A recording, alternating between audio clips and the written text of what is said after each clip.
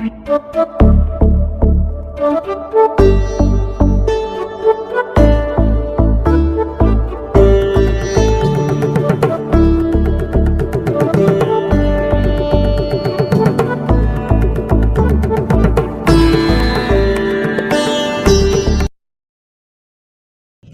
नमः। अभी आपने 16वें पाठ के पूर्वार्ध वाले वीडियो में ग्रहों से संबंधित जो राजा, मंत्री इत्यादि जो पद होते हैं या ग्रहों का अपना जो मंत्रिमंडल होता है उसके विषय में आपने समझा। इस वीडियो में आप उसके आगे वाले श्लोक के बारे में, मतलब जो चौथा श्लोक है ग्रह प्रभेदा अध्याय का, उसके विषय में आप समझेंगे। इस चौथे श्लोक में ग्रहों की दिशाओं के बारे में बताया गया है और पुनः कौन से ग्रह शुभ होते हैं और कौन से ग्रह अशुभ होते हैं उसका वर्गीकरण भी इस श्लोक में किया गया है। पिछले पाठों में राशि प्रभेदाध्याय में आपने राशियों की दिशाओं के बारे में पढ़ा, पंचम नवमयि सहेन्द्रियाद्याः इत्यादि करके। ठीक उसी प्रकार से जो नवग्रह होते हैं उनकी भी अपनी एक विशेष दिशा होती है और संबंधित दिशाओं का वह प्रतिनिधित्व करते हैं। इसी प्रकार से जो नवग्रह हैं उनमें से कौन से शुभ ग्रह हैं, कौन से अशुभ ग्रह हैं, उन सभी का वर्गीकरण, उन सभी का आशय इस श्लोक में आचार्य वराहमिहिर ने बताया है। आप यह श्लोक देखें, इसके अन्वय को समझें, इसकी व्याख्या को देखें और इसके हिंदी भावार्थ को समझें। श्लोक इस प्रकार से है। प्राच्या दिशा रविसित कुजराहु यमेन्दु सौम्य वाक्पतयः क्षीणेन्द्वर्कयमाराः पापास्तैः संयुतः सौम्यः। इसका अन्वय देखें। रवि, सित, कुज, राहु, यमेन्दु, सौम्य, वाक्पतयः प्राच्या दिशाः भवन्ति। क्षीणेन्द्वर्कयमाराः पापाः तैः संयुतः सौम्यः अपि पापः भवति। इसकी आप व्याख्या देखें।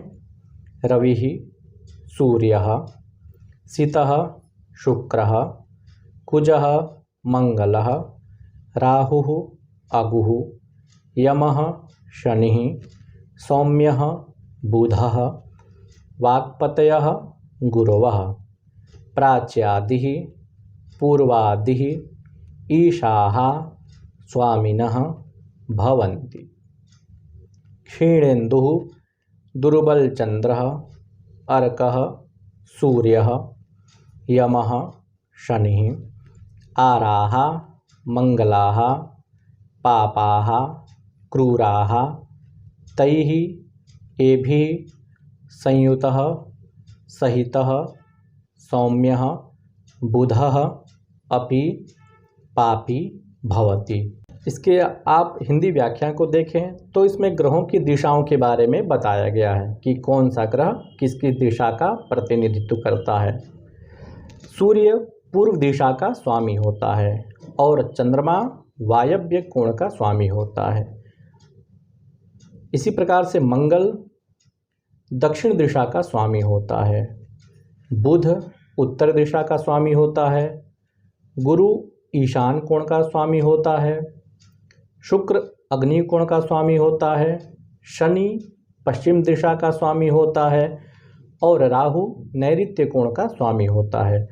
स्वामी निर्धारण के प्रसंग में, मतलब दिशाओं के स्वामियों के निर्धारण के प्रसंग में राहु को ग्रहण किया गया है। 8 दिशाएं हमारी होती हैं। मूल रूप से दिशाओं से 10 संख्या का बोध किया जाता है, किंतु ऊर्ध्व और अधो दिशा का इसमें परित्याग कर दिया गया है। इसी प्रकार से कौन से ग्रह शुभ होते हैं और कौन से ग्रह अशुभ होते हैं उसके विषय में बताया गया है कि सूर्य अशुभ ग्रह होता है। आप इस आरेख के माध्यम से देखें, सूर्य जो है अशुभ ग्रह का बोधक होता है, मतलब सूर्य जो है एक प्रकार से पाप ग्रह समझा जाता है। चंद्रमा शुभ भी है और अशुभ भी है, वह कैसे, इसके बारे में भी हम चर्चा करेंगे। मंगल अशुभ ग्रह समझा जाता है। बुध शुभ होता है और अशुभ भी होता है। बुध यदि शुभ ग्रहों के साथ कहीं पर बैठा है तो शुभ माना जाएगा, और अशुभ ग्रह के साथ यदि कहीं बैठा है तो अशुभ समझा जाएगा। इसी प्रकार से गुरु शुभ ग्रह होता है, सबसे शुभ ग्रह गुरु को ही माना जाता है। उसके अनंतर शुक्र को भी शुभ ग्रह कहते हैं। शनि को अशुभ ग्रह समझा जाता है और राहु को भी पाप ग्रह समझते हैं। चंद्रमा जो है वह पाप भी होता है और शुभ भी होता है। ऐसा कहा जाता है कि कृष्ण पक्ष के अष्टमी से लेकर के शुक्ल पक्ष की अष्टमी तक का जो चंद्रमा होता है वह क्षीण चंद्रमा होता है या दुर्बल चंद्रमा होता है। और ठीक इसी प्रकार से शुक्ल पक्ष की अष्टमी से प्रारंभ करके कृष्ण पक्ष की सप्तमी पर्यंत जो है चंद्रमा बली माना जाता है। सामान्य रूप में यदि हम कहें तो पूर्णिमा के 7 दिन पूर्व और पूर्णिमा के 7 दिन बाद तक चंद्रमा बलवान होता है, और अमावस्या के 7 दिन पहले और अमावस्या के 7 दिन बाद तक चंद्रमा दुर्बल समझा जाता है। क्षीण चंद्रमा हमेशा कष्टकारी होता है। यदि कुंडली में चंद्रमा क्षीण है, दुर्बल है, तो निश्चित रूप से कष्टकारी होगा। और यदि शुभ चंद्रमा है, मतलब पूर्ण चंद्रमा है, तो निश्चित रूप से वह सुख को देने वाला होगा।